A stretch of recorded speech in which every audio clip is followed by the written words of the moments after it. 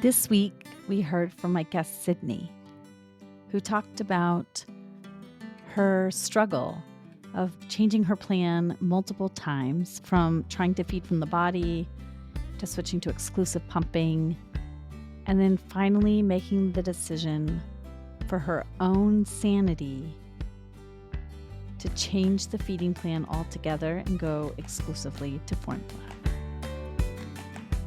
I have heard this story quite a few times, many times on the Milk Making Minutes, and I help clients come to this decision in real life as well.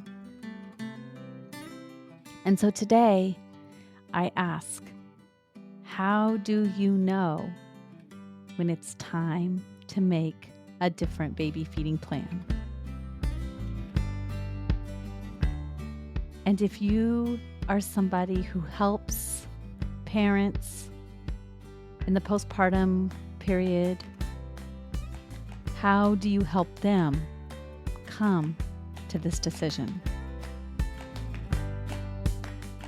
I hope by the end of this podcast, you will feel very clear about knowing when it's time to either wean, if you've been feeding for a long time, or to change the plan, if that's what you need to do. So let's get into it. When I began breastfeeding, I was blindsided by how difficult it was. I may have thought I was prepared, but having known only a handful of people who had ever breastfed and only seeing it up close from a couple of them, I had a huge learning curve.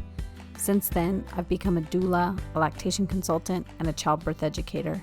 I'm your host, Lo Nigrosh, and I welcome you to the Milk Making Minutes, where we explore breastfeeding experiences through the lens of systemic barriers, so that you know your breastfeeding struggles are not your fault, and your triumphs really are the miracles you feel they are. Now, there is no possible way that I can give the exact same advice to every single person. There just isn't, because every person that I talk to has their own unique story, their own birth story, their own reasons for wanting to feed their baby with their body, their own set of goals that they come to body feeding with, their own motivations. They have their own set of circumstances, which either make continuing to try or ending more difficult. And it would be impossible for me to give standard advice like that. So, of course, I'm not going to do that. And I want to say that if you are struggling to make this decision, if you need a friendly supporter who understands the gravity of the decision that you are trying to make, I am so happy to be that person for you. Because for some people, the right decision is to keep trying despite the struggle. And for other people, the right decision is to end the struggle. My information is always linked in the show notes. So with that being said, when it comes to making the decision to either wean or to change the feeding plan, there are multiple considerations. One is, how is your baby doing? Is baby thriving? Is baby gaining weight? Is baby having wakeful periods where they are alert and interested in the world around them? Is baby having moments when they are not super colicky or super fussy all the time? Does baby seem satiated after a feeding? Does their body look relaxed? Are their fists open? Can you see milk in the baby's mouth after feeding? And of course, if you've been pumping, You know the amount that baby is taking. And perhaps in this situation, the question you're asking yourself is, am I getting enough time for myself and with my baby? Hi, I'm Kanika, and you're listening to That's Total Mom Sense, the podcast, where I interview public figures on their life lessons in parenting, legacy, and built-in sixth sense. Hey, what's up? I'm Kelly Rowland, and you're checking out That's Total Mom Sense. Hi, this is Chelsea Clinton, and my experience on That's Total Mom Sense was fantastic. It's me, Bobby Brown. Can't wait to share my story. Thank you to my guests, brand partners, community, and you for making this show possible. Episodes released every Thursday wherever you listen to podcasts.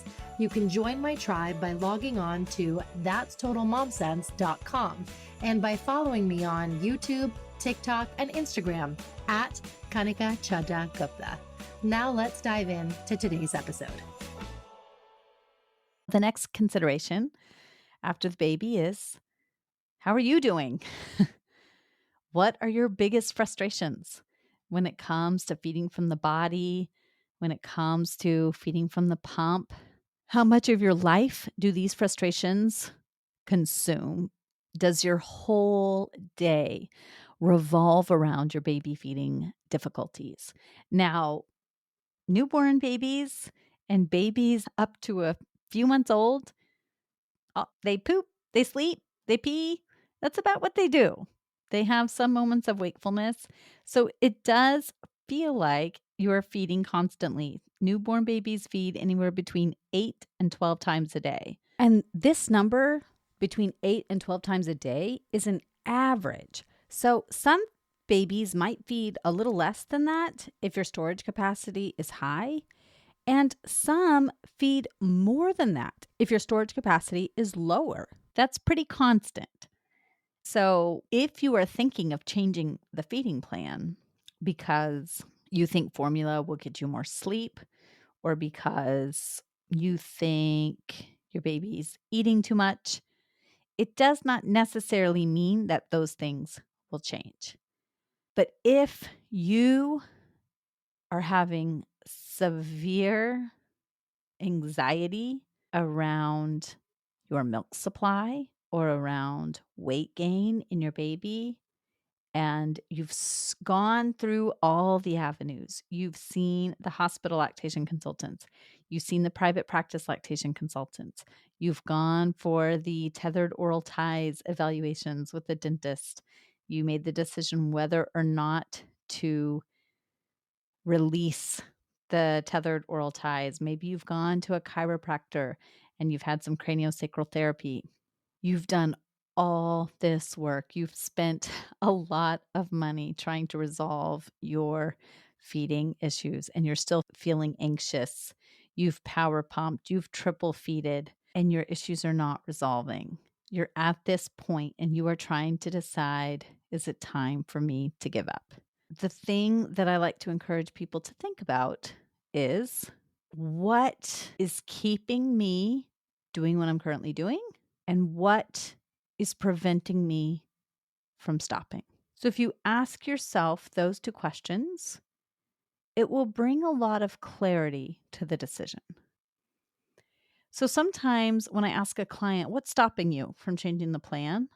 I will often hear, I feel like I should have been able to do it.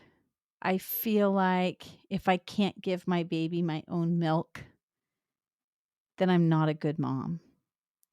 I feel guilty when I see other parents breastfeeding or feeding their baby from their body and I'm not able to do it. I will feel like I have failed if I change the plan.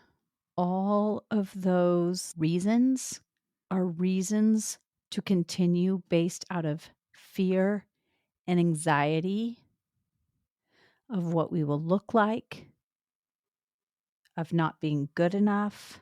And those things just aren't true. So if you were to be the only one who ever knew how you fed your baby, and it brings relief to think about changing the plan, then you should do that. Now, if the thought of changing the plan of moving from breastfeeding to formula or moving from exclusive pumping to formula just makes you feel sad. And maybe you can't even explain why, but you do not feel ready to make that choice.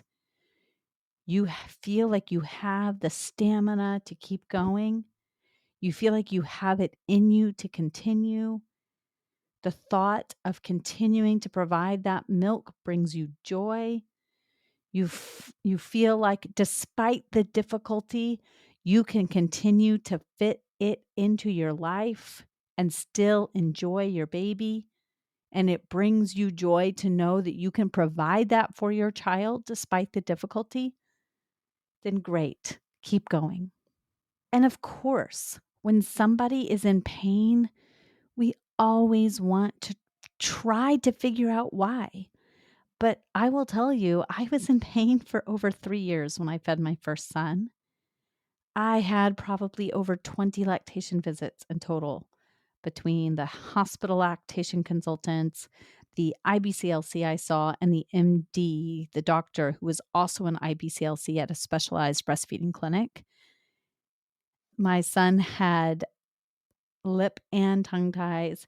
He had 4 different releases, one under general anesthesia. And each time I just kept thinking, this is going to be the time that I no longer am in pain. And it just did not happen for me.